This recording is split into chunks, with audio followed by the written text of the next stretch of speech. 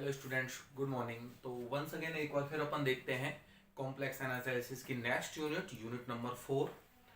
तो इस यूनिट के अंदर देखो कौन से चैप्टर्स की बात करी जाए, कौन कौन से चैप्टर हैं। इस यूनिट के अंदर चैप्टर नंबर 5 है, 6 है, ठीक है कि नहीं है।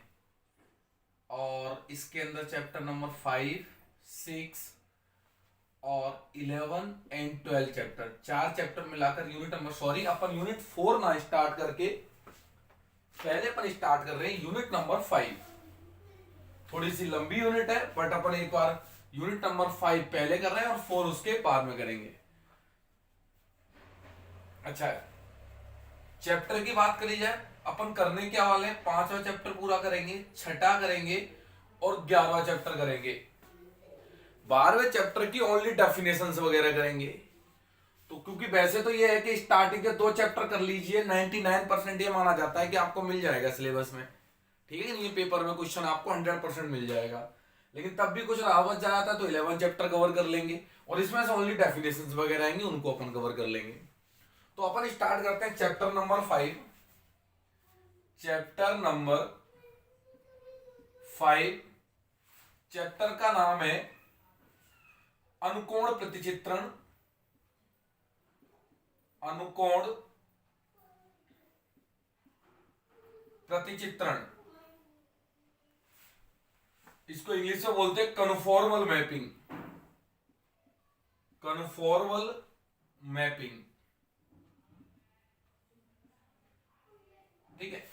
तो सबसे पहले स्टार्ट करने से पहले अपन देखते हैं रूपांतरण क्या चीज होती है। रूपांतरण जिसे आप बोलते हो transformation. Transformation,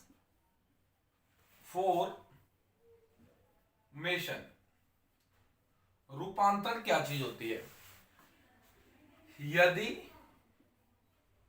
W is equal to F Z is equal to U X comma Y plus iota V X comma Y कोई सम्मिश्र फलन है, सम्मिश्र फलन है। If W is equal to fz plus ux, y plus iota vx, y be any complex function, तब यह z समतल से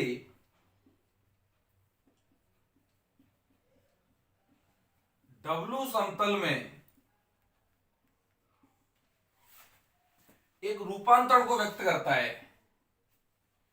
एक रूपांतरण को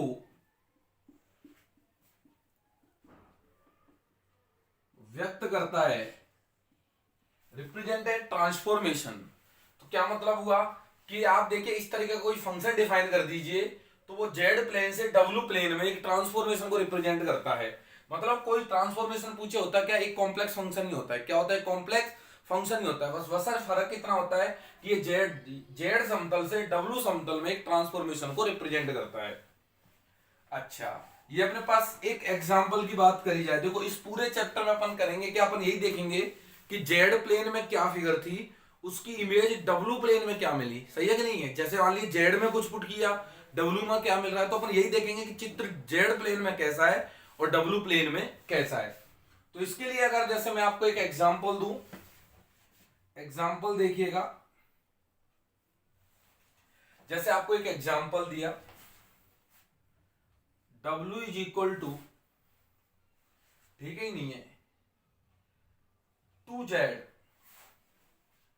और यहां पर रीजन दे दिया x बराबर 0, y बराबर 0 और x plus Y is equal to 1 से घिरा हुआ क्षेत्र, से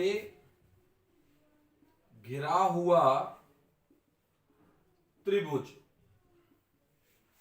ठीक है नहीं है, any triangle with covered by this. अच्छा, देखो ट्रांसफॉर्मेशन के हमेशा क्या करते हैं, W की जगह हमेशा आप पुट कर, देखो 2 तरीके के इसमें चित्र होंगे। मैं चित्र बना रहा हूं, एक तो इधर होगा जिसे आप जेड प्लेन कहोगे, इसमें एक्स एक्सिस होगी, वाई एक्सिस होगी, ओरिजिन होगा, इधर जाके ये x डैश होगी और इधर जाके ये क्या होगी, y डैश होगी। अच्छा, इसमें जो भी कुछ पुट करोगे इसकी इमेज w प्लेन में, w के लिए मैं चित्र इधर बना ले रहा हूं, तो मैं इसे ऊपर मिटा देता हूं, है ना।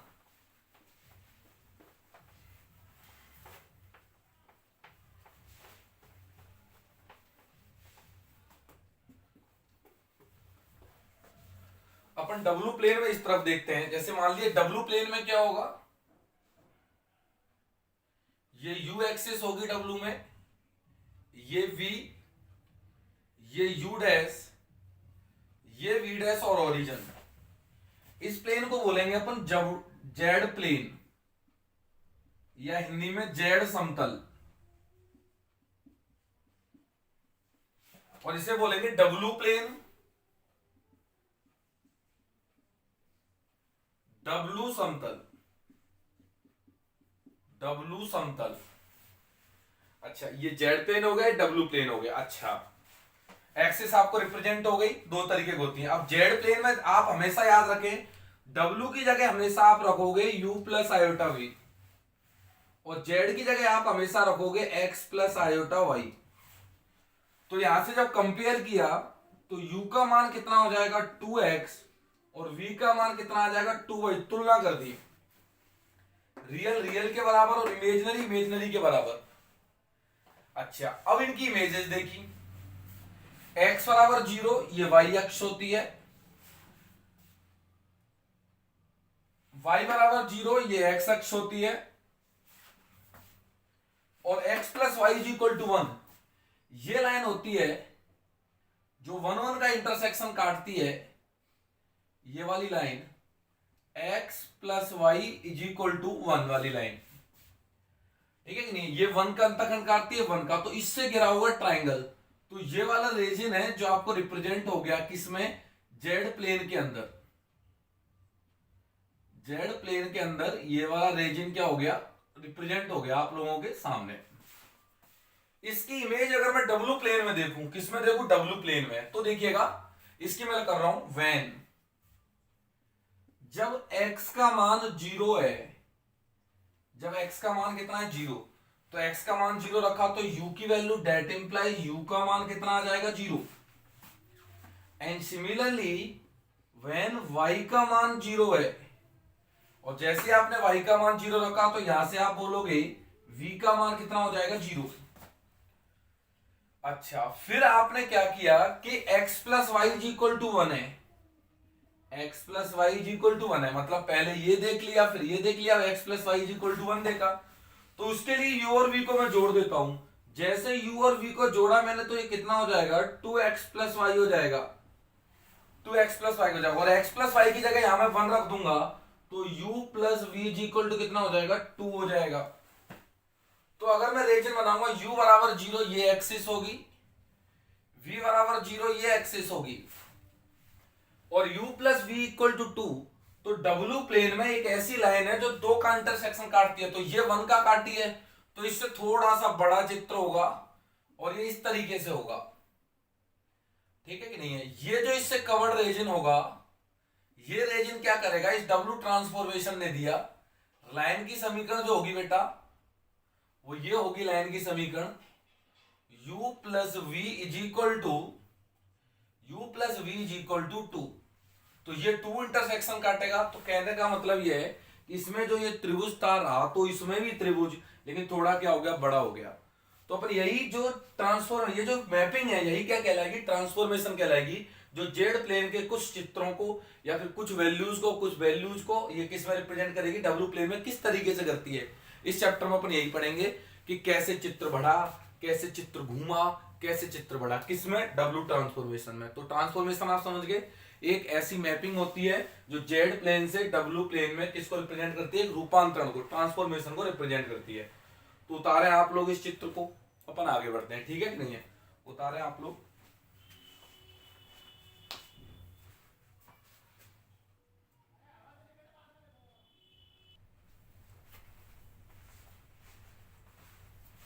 यस प्लीज बेटा। तो नेक्स्ट देखते हैं इसमें ना, अपन नेक्स्ट आर्टिकल डालते हैं इसमें, अनुकोण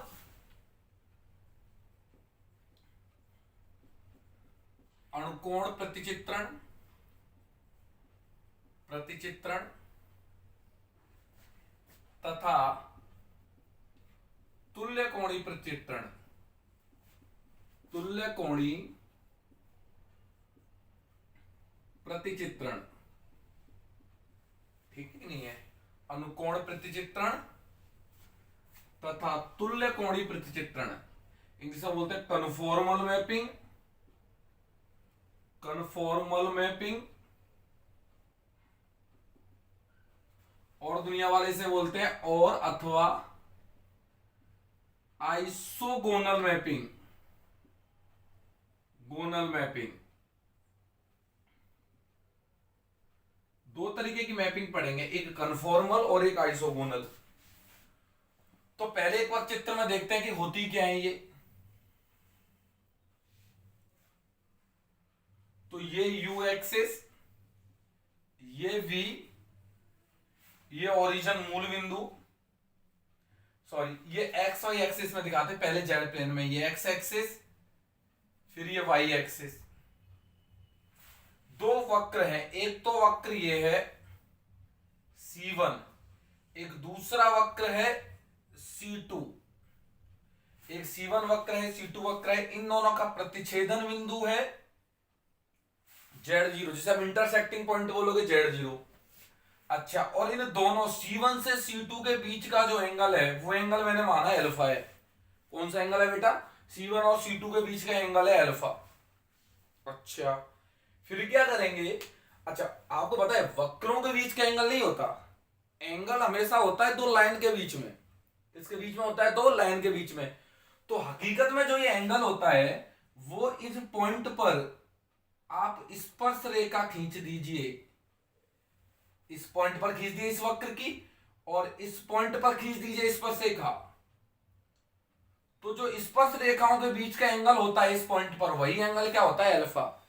तो बोलते हैं ना कि दो वक्रों के बीच का एंगल है, तो दो वक्रों के बीच का एंगल नहीं है, उस पॉइंट पर खींची गई स्पर्श रेखाओं के बीच का एंगल क्या है? अल्फा। लेकिन बोलते ऐसे हैं कि दो वक्रों C1 व C2 के बीच का एंगल है। अच्छा, फिर क्या हुआ? इसकी इमेजेस बनी, ये U, ये V, ये ओरिजिन, प्लेन का नाम W प्लेन, इस प्लेन का नाम Z प्लेन। C1 वक्र की जो इमेज बनी मैंने मान ली Γ1 इमेज बनी, Γ1, और C2 की जो इमेज बनी वो मैंने मान ली Γ2 बनी। इंटरसेक्टिंग पॉइंट जो मिला वो मान लिया P'W0 मिला। ठीक है कि नहीं है? अच्छा, और इनके बीच का एंगल निकाला, मतलब स्पर्श रेखाएं खींची। और अगर Γ1 से Γ2 के बीच का एंगल भी अल्फा हो तो ऐसा ट्रांसफॉर्मेशन क्या कहलाएगा? कन्फॉर्मल मैपिंग कहलाएगा। तो क्या बोल सकते हैं, डेफिनेशन क्या बनेगी? यदि जेड समतल में दो वक्रों C1 और C2 के मध्य एंगल अल्फा हो, तब यदि W समतल में भी इनके प्रतिबिंबित वक्रों, मतलब C1 का प्रतिबिंब Γ1, C2 का प्रतिबिंब Γ2, इन वक्रों के बीच का एंगल भी अल्फा हो और दोनों की दिशाएं भी सेम हो। मतलब ये अगर C1 से C2 नापा है तो ये भी किससे नापना होगा आपको? Γ1 से Γ2। क्या नापना होगा बेटा? Γ1 से Γ2।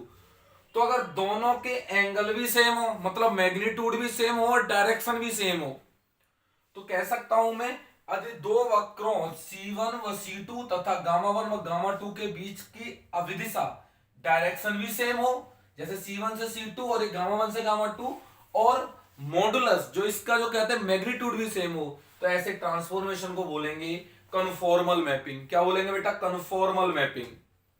तो इस बात को लिख भी सकते हैं अपन। तो पहले चित्र बना के लिखेंगे डेफिनेशन को। लिखो यार, बाकी आप खुद लिख सकते हो, मैं एक बार लिख देता हूं। चलिएगा, यहां लिखता हूं ना, यहां पर आप लोग लिख लीजिएगा। चलो इधर लिख देता हूं। यदि W is equal to FZ, is equal to U X comma Y plus में iota V X comma Y कोई प्रतिचित्रण है या मैपिंग है, प्रतिचित्रण है, तब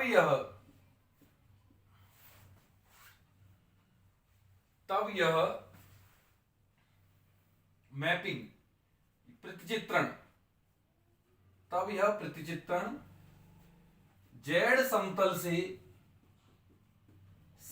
से डब्लू समतल में जेड जीरो पर अनुकोण प्रतिचित्रण कहलाएगा। अनुकोण प्रतिचित्रण कहलाएगा यदि जेड समतल में वक्रों C1 एवं C2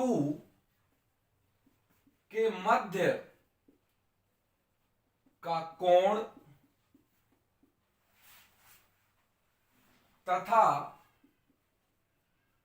अभिदिशा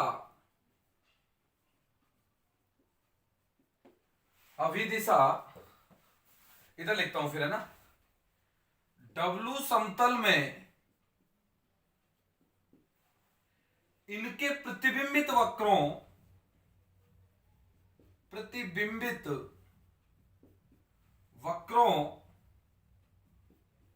कौन कौन से गामा 1 एवं गामा 2 के मध्य के कोण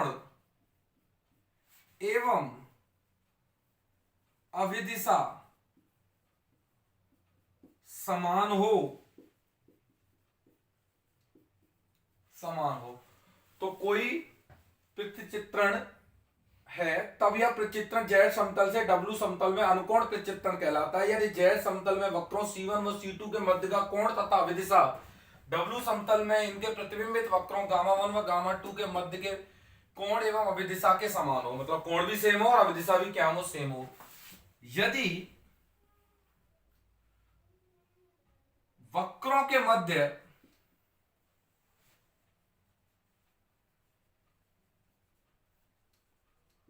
कोण तो समान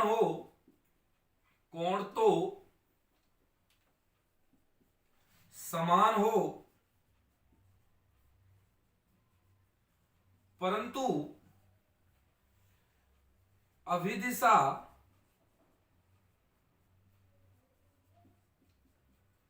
अलग अलग हो तो ऐसा प्रतिचित्रण तुल्य कोणीय प्रतिचित्रण कहलाता है।